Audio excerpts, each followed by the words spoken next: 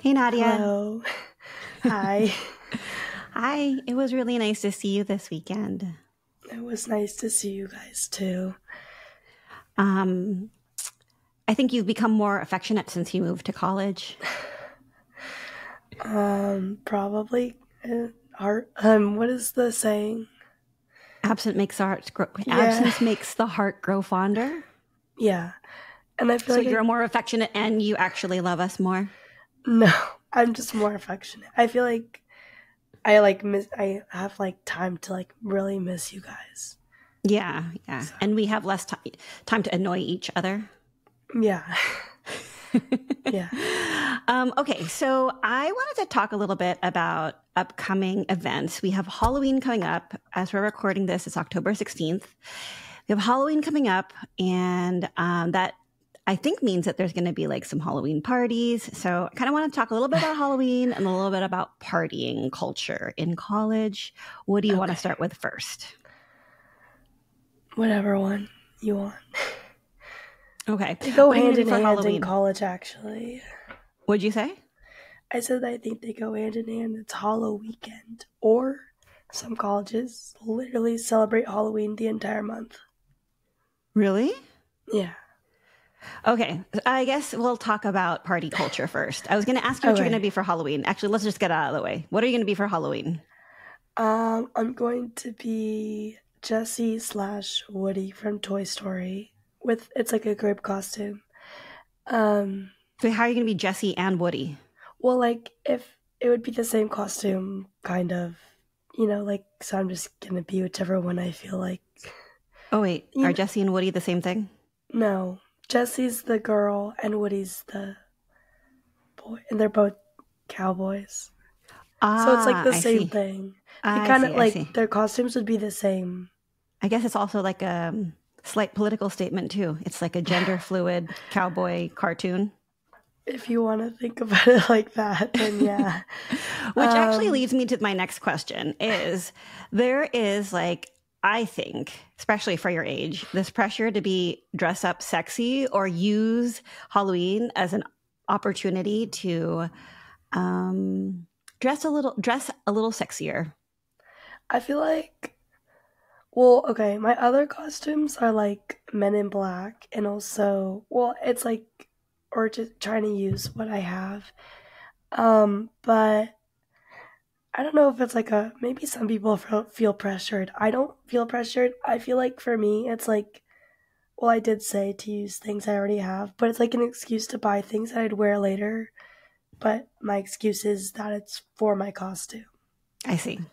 I see. Yeah. But then, like, do you notice that, like, you could be Men in Black and wearing pants and a long sleeve shirt and sunglasses, or you could be Men in Black wearing a mini skirt, high heels, black tights, and a tube top? Yeah. Yeah. Which version are you going to be? Well, I have a mini skirt and I bought a blazer and I bought, well, I mean, I'll see the day of. It I really guess maybe depends. I But should be I bought a grateful that it's blazer. okay. So I should be grateful that it's not like just the blazer and no bottoms. Yeah, basically. I'm just kidding. I mean, I guess people like to dress a lot more. Provocatively, maybe, or Yeah, an on excuse to Halloween, be. but like you could do that in college anytime you want. That's true. So, I mean, I That guess is you couldn't true. really wear like bathing suit bottoms out, but like for Halloween, you could say, I don't know, fill in A the blank, lifeguard. but, Yeah. but I don't Okay. know.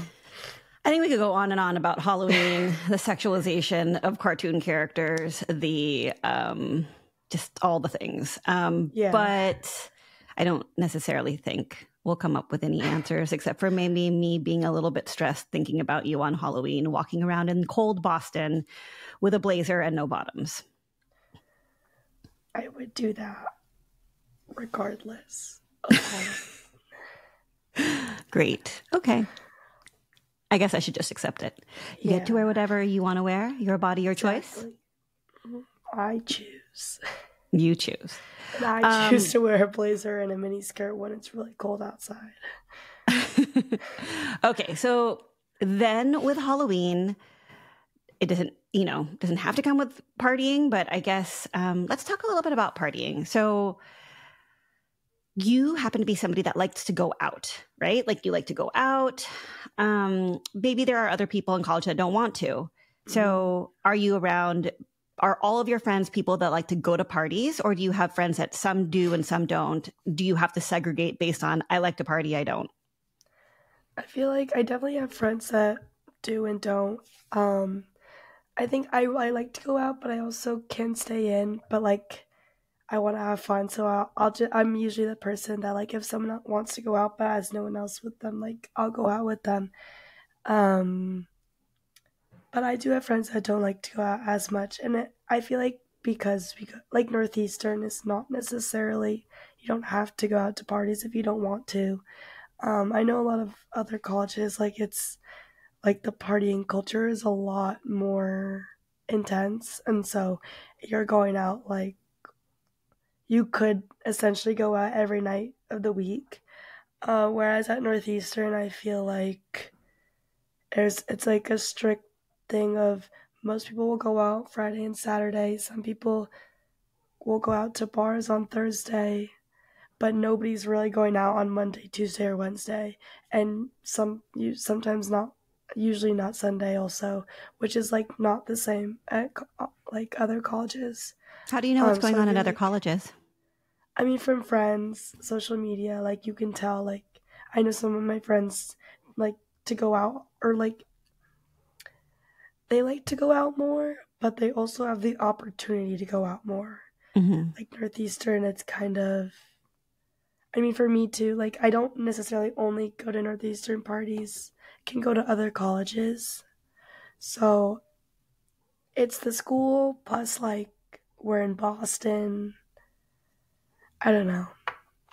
I So, feel like okay. Northeastern is just not a typical party school, so it's easy to do whatever you want. Yeah, you don't feel the pressure. Like maybe some people at some Hmm. schools feel like their only social life is if they go out to parties. Right. Yeah, exactly. Okay, so I guess let's get to the juicy stuff. Like, how much drinking is involved? And let's just put it out there that let's not name any names about who's like drinking and not. Like, how much drinking is involved, and how much like underage drinking is involved. I feel like obviously there's a lot of underage drinking. You're not like legally allowed to drink until like I like third like usually third 21, you year or mean? fourth year. Yeah. No, your third or fourth year of college, but like although this is not a party school, there's still a lot of people partying, so like your first and second year you're gonna go out. It's not like you're gonna wait until um But do you feel like you have to drink when you go out? Like you can go to a party. you could I go, mean, you don't not have necessarily do to. you feel like you have to drink, but like, do people feel like when they go to a party that they need to drink? It's not, you're not being forced to. Some frats that I go to, like, will make it a little bit harder. Like, not all frats will give out drinks, but Oh, most of the Northeastern ones do. okay. But like So other you walk in schools, and there's like a bar, or there's like a keg, or there's like closed um, bottles, or are they just like open containers that you just it hope that they're fine? depends. It depends. Sometimes, most of the times, they're like closed cans. Hmm. Um, and they're not usually like in the front. Sometimes that's kind of hard. You kind of have to like walk towards it. But I guess it just like depends on the place you're at. Some do like mixed drinks, but if they do, it's not like they're giving you like a whole like cup of it. Like you're getting like this much. Shots, So you it's mean? not like a shot, but like it's a mixed drink, so it's like really small. They might not even give you a full shot. Um, because like they're paying for it. They don't want to give you like more than they have to. I have had places like frats, like they'll give people. I've seen like little cups, but they have like a top on it, like a coffee cup as like a plastic cup. It's Hmm. kind of cute, but obviously that's not everything. And I think that most of the MIT frats, it's you don't like. I feel like it's harder to get. It really just depends on the frat. Okay. So, what about like bars and stuff like that? I guess what it comes down to is, are there a lot of people with fake IDs?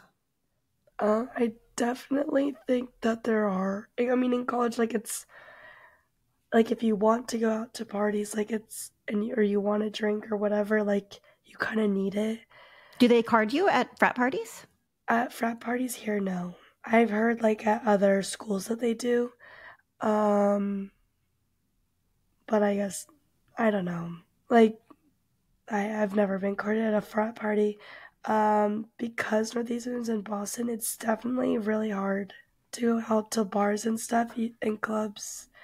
Um, like some schools in college towns, like you'll have like I'll hear stories of like, oh, like there's this one place that all students go to, blah blah blah. But like because like we're in the city, it's really hard to, and sometimes it's just not that worth it.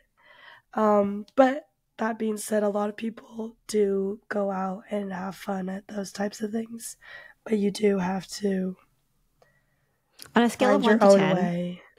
on a scale of 1 to 10, how hard do you think it would be to get a fake ID?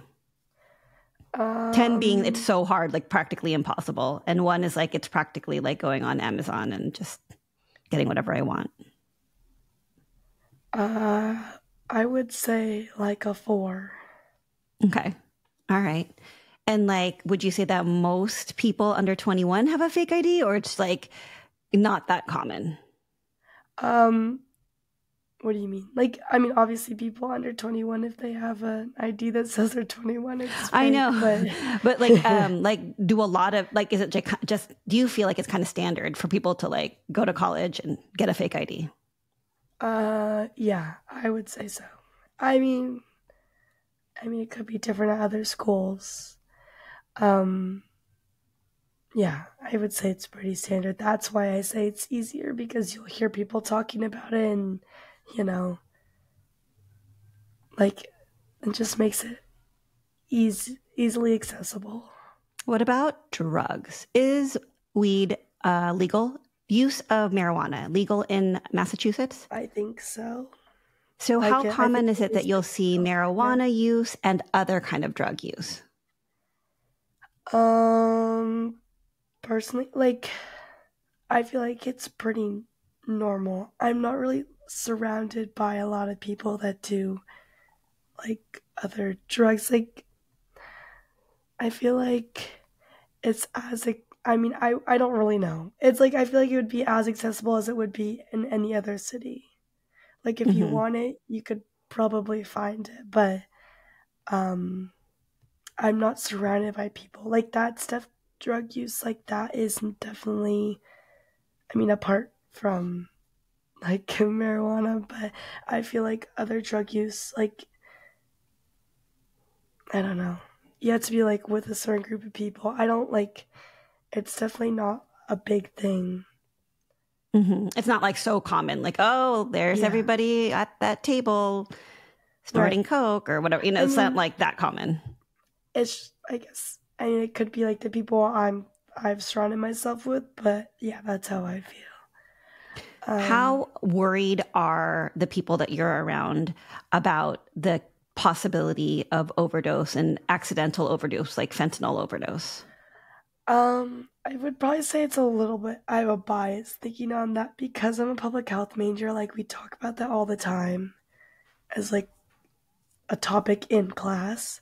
So, in that way, it's definitely like a concerning topic. But, um, fortunately, I haven't like there hasn't been, or I haven't heard of any incidents of that happening.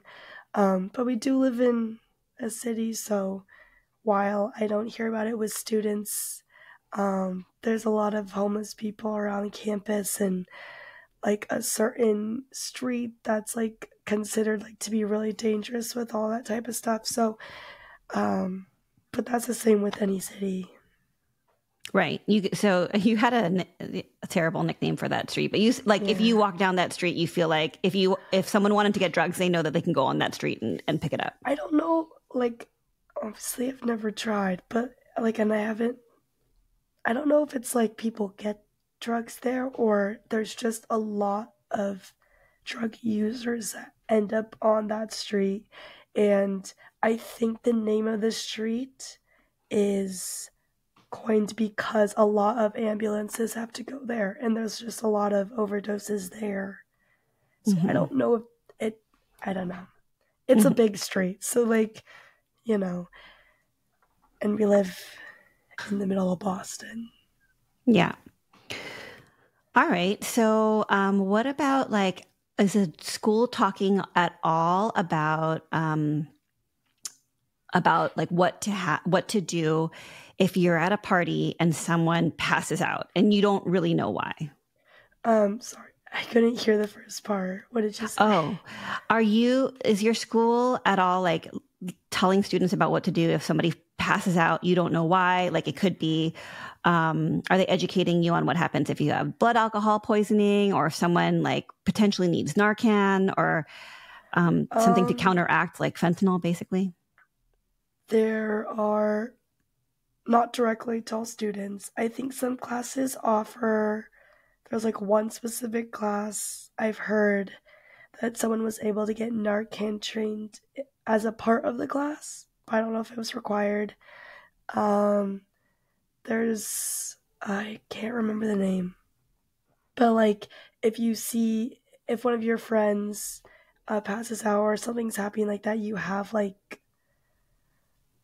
what's immunity? You have immunity if you call. Mm-hmm. But you would call 911 first, right? Yeah, I think so. I mean, I would, but I would. I guess there's a sketchy situation. There's a girl that you don't know passed out at a party. Right. Maybe not passed, sleeping on the couch at a party. She's not supposed to be there. You hear around oh yeah, she was super drunk. She's just sleeping it off. Yeah. You don't know her. What do you do? 911 seems intense, right? So then what? Do 911. It also depends on the situation. If I was with friends in my own dorm, I would call 911 and then also have someone get someone at the front desk. But if you're at a frat party, I feel like frats here are very concerned with obviously with their reputation and how they don't want any liabilities. So if something like that is happening, they will call 911 for you. If someone gets hurt, if someone whatever, they'll call 911 because they don't want that on them. You know, if they just ignore it, that could lead to a whole lot of other problems. But same with like I said earlier, they're not forcing you to drink. I feel like they're usually offering water. If you ask them for water, they'll get it for you. Do they offer food? No. It's hard to obviously control all these people and also control yourself if you're under the influence. But I haven't actually been around anyone that's had alcohol poisoning recently. I think recently you have been around somebody before. When we were studying abroad in Greece, someone had to go to the hospital. Yeah, I mean that's unfortunately that's kind of normal, but common. It's not normal. It's common. But yeah. So when you were your first semester, you guys were allowed to drink. It was legal to drink because in Greece, you had to be 18 to drink. It's easily accessible. And there were people that had to be hospitalized because of blood alcohol poisoning. Yeah. How did they get to the hospital? You have to call 911? Well, whatever the 911 equivalent in Greece. What is it? I couldn't tell you. I never had to use it. But yeah, that's what you would do first. So that's the only Same time as that you've here. encountered somebody that like needed to get hospitalized because of too much alcohol. You haven't, you personally have not interacted with anybody when you're out there partying. You cut out again, what'd you say? You have not had to interact with anybody who has like needed to be hospitalized after partying too hard while you're in Boston. Have I seen it happen? Mhm. Not to any of my friends, no. But like sometimes you'll see someone outside and like they're like the brothers of the frat will like help them. If like they're on their property, like they kinda have to. Mhm. So you've seen other people that you were not responsible for. Yeah, exactly. Have you seen ambulances pull up?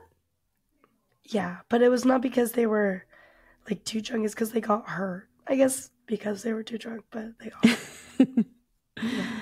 Oh my goodness. I feel like I'm It's getting all the definitely inside scoop on your life, and I don't want it to end. But I mean, the inside scoop, the excess partying, that would be, that can end. But the inside scoop on your life, it sounds like, it's to me relatively on par with what I've heard and remember from being in college. yeah. And I'm glad to know that there isn't like a ton of drug use that you're seeing, because that's pretty scary for us parents, considering um, the overdoses that we've heard about, especially like accidental Yeah. fentanyl overdose. And I don't know about other people. Maybe it was the people that I surrounded myself around in college, but I did see a lot of drug use beyond marijuana around me. And so I think that's another thing that scares people of my generation, because at least the people that I was around, like I could see a lot of drug use happening. And then I imagine that might be happening around you. And then if that's the case, and there's like a lot of exposure to potential accidental Mhm. use of fentanyl, that's scary for us to think about. So I'm glad that your public health class is talking about it. And Yeah. I'm glad that you're not seeing it that commonly like around. I mean, that scares me too, so probably why. Like, I haven't, like, put myself in a situation where that was happening. But But you've yeah, heard people say like, "Hey, we're gonna go blah blah blah." Like, no. no, not even like people you Uh, don't hang out with. yeah. Oh, well, that's good. Choosing the right friends, I think. Yeah, yeah, yeah. All right. Okay. Well, until next week. Thanks, Nadia. Bye. Bye.